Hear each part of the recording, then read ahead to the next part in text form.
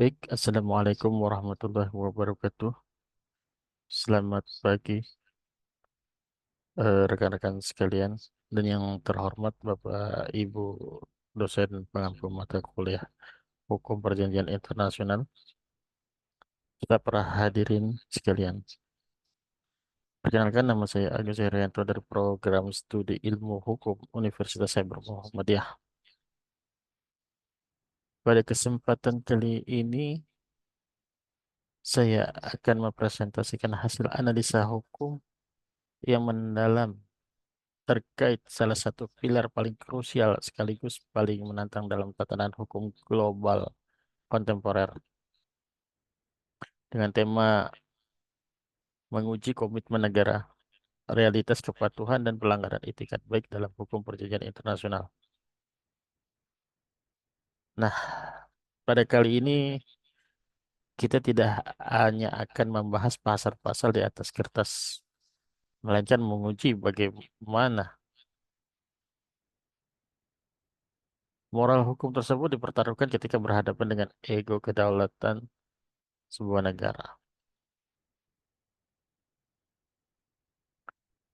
Wacana pertentangan fundamental dalam hukum internasional. Di satu sisi negara memiliki kedaulatan absolut, namun di sisi lain demi ketertiban dunia, negara harus bersedia mengikatkan diri dan membatasi sebagian kedaulatannya melalui perjanjian internasional. Untuk itu mari kita bedah dilema ini lebih jauh.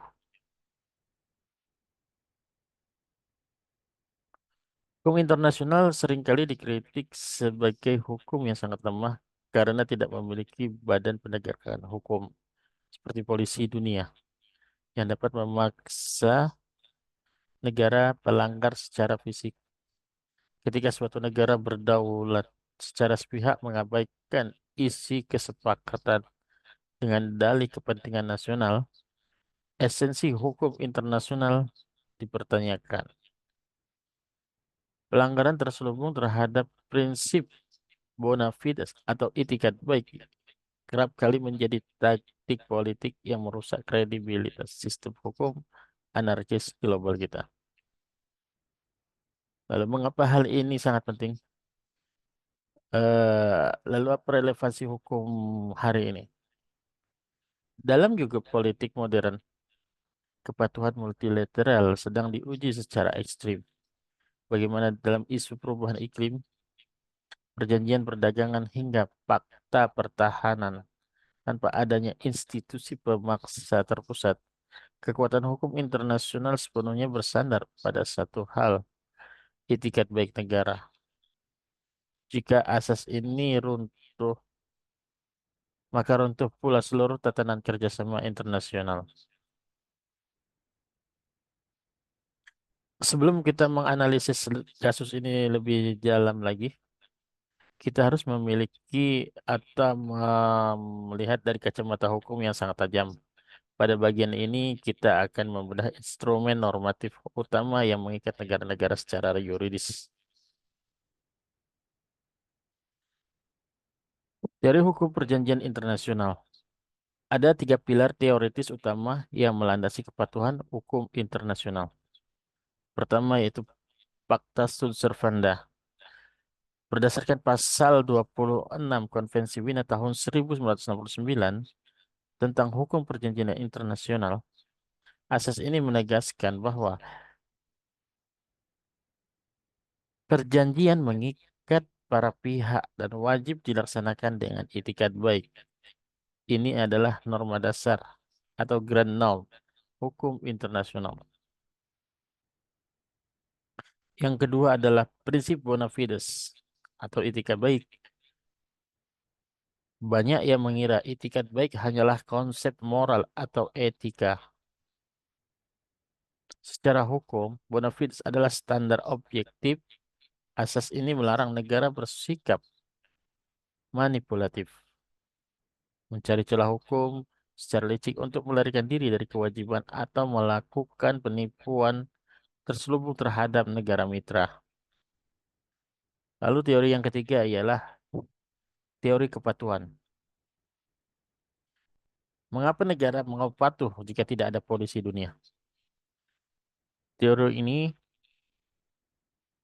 teori hukum ini menunjukkan bahwa negara patuh karena mereka butuh menjaga reputasi internasional, menginternalisasi aturan sebagai identitas nasional mereka,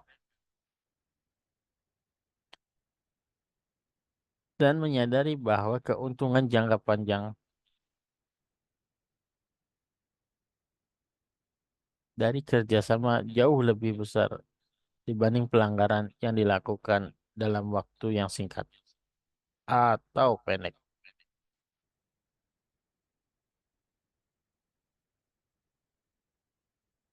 Lalu di sini kita akan melihat bagaimana Mahkamah Internasional atau ICJ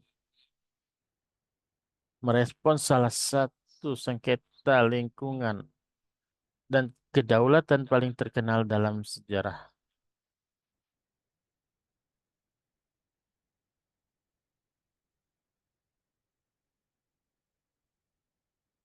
Nah, dalam bedah kasus berikut kita akan melihat kasus proyek Gapchikovo Nagi Maros. Di hadapan kita adalah visual dari Istana Perdamaian Peace Palace di Den Haag, di mana tempat Mahkamah Internasional memutuskan sengketa monumental Gapchikovo Nagi Maros, Hungaria versus Slovakia pada tahun 1997. Kasus ini bermula dari perjanjian tahun yang disepakati antara Hungaria dan Cekoslovakia pada tahun 1977, di mana antara Hungaria dan Cekoslovakia ini sepakat untuk membangun bendungan bersama di Sungai Donau. Namun pada tahun 1989, karena tekanan publik domestik terkait isu lingkungan, Hungaria secara sepihak menghentikan proyek tersebut. Hungaria berdalih adanya state of necessity atau keadaan darurat lingkungan hidup. Merespon hal itu, Slovakia melakukan langkah sepihak dengan mengalihkan aliran sungai ke wilayah mereka sendiri melalui skema bernama variansi.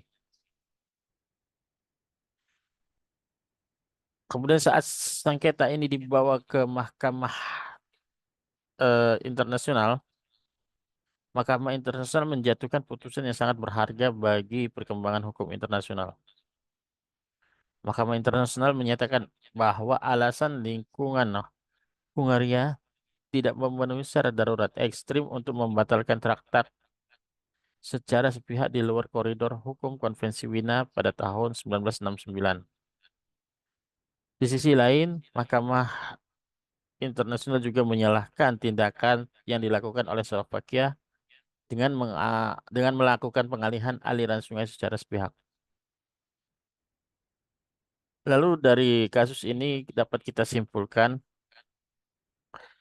eh, pentingnya kedua negara dinyatakan bersalah karena gagal menerapkan prinsip itikat baik atau good faith dalam bernegosiasi untuk menyelesaikan masalah tersebut. Mahkamah Internasional memerintahkan kedua pihak untuk kembali bernegosiasi secara jujur demi mencapai tujuan awal perjanjian.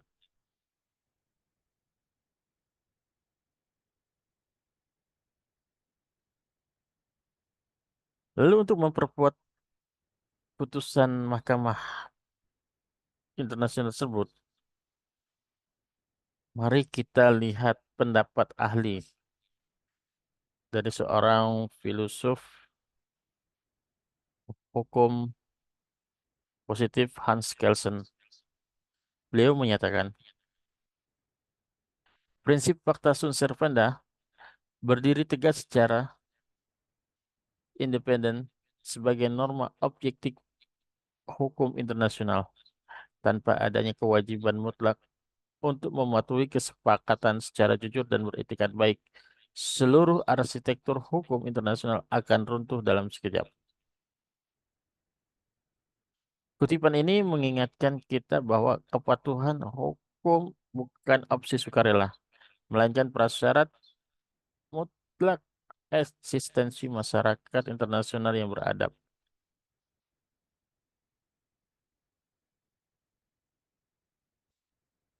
Lalu bagaimana pelanggaran-pelanggaran komitmen ini direspons secara konkret oleh oleh hukum positif? Apa saja akibat hukum yang harus ditanggung oleh negara yang melakukan pelanggaran?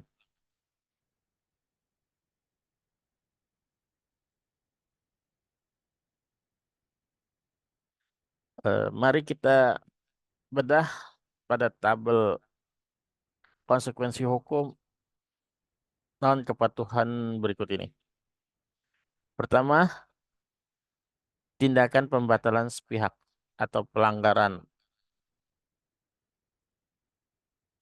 Berdasarkan penilaian good faith, tindakan ini dinilai mencederai legitimate expectation atau harapan sah dari mitra perjanjian. Akibat yuridisnya lahir apa yang disebut tanggung jawab negara, state responsibility, di mana negara pelanggar diwajibkan untuk melakukan ganti rugi atau reparasi. Yang kedua adalah manipulasi pasal traktat. Negara menyalahgunakan klausul eksepsi seperti keadaan darurat nasional demi menutupi motif politik atau ekonomi domestik. Secara hukum, Mahkamah Internasional berhak menolak pembelaan tersebut apabila tidak disertai dengan bukti ilmiah dan objektif yang nyata. Lalu pada poin berikutnya adalah abstain dalam negosiasi sengketa. Gagal bernegosiasi secara bermakna meaningful negotiations dan tidak kooperatif menyelesaikan benturan kepentingan. Jika suatu negara sengaja mengulur waktu yang tidak kooperatif, pihak yang dirugikan memiliki hak hukum untuk menangguhkan sebagian pelaksanaan traktat berdasarkan pasal 60 Konvensi Wina tahun 1996. Eh, Sebagian pelaksanaan traktat berdasarkan pasal 60 Konvensi Wina tahun 1969.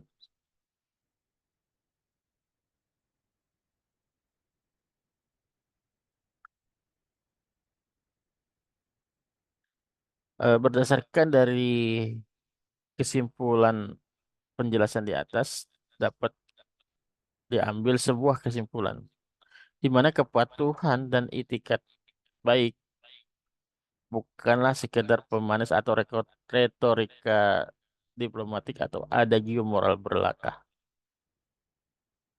Keduanya adalah pilar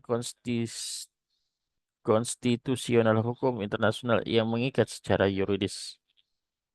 Kasus Gabčíkovo Nagimaros membuktikan secara nyata bahwa kedaulatan tertinggi suatu negara pun tetap dibatasi oleh hukum internasional. Begitu mereka menandatangani kesepakatan. Lalu apa rekomendasi solutif yang bisa disampaikan dalam kasus tersebut?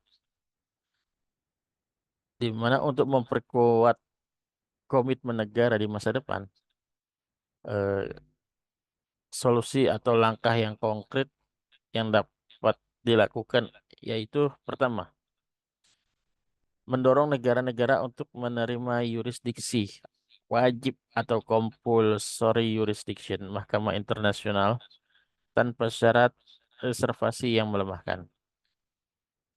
Kedua, mewajibkan klausul penyelesaian sengketa yang lebih adaptif, jelas, dan tegas dalam draft penyusunan traktat internasional di masa mendatang. Mungkin itu saja yang dapat saya sampaikan dalam penjelasan materi pada pagi hari ini. Untuk kurang lebihnya, saya ucapkan dan sampaikan rasa terima kasih atas perhatian Bapak Ibu dosen pengampu mata kuliah Hukum Perjanjian Internasional beserta rekan-rekan yang telah hadir di kesempatan kali ini. Dan saya akhiri, wabillahi taufiq wal hidayah. Wassalamualaikum warahmatullahi wabarakatuh.